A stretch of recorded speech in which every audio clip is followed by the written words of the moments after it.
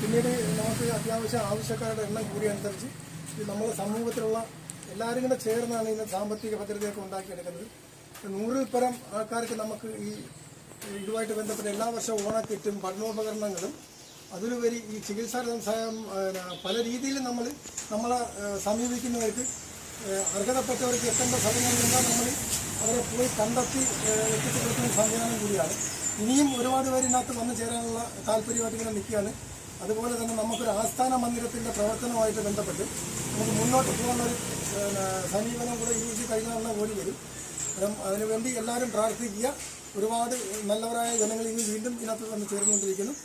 ഒരിക്കൽ കൂടി എല്ലാവർക്കും നന്ദിയും ആശംസകളും അർപ്പിക്കുന്നു.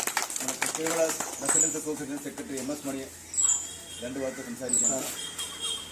അതായത് ഓണാഘോഷ പരിപാടിയോട് എല്ലാവരും സന്തോഷമാകുന്ന ഒരു ചടങ്ങ് നിർവഹിച്ചത് വളരെ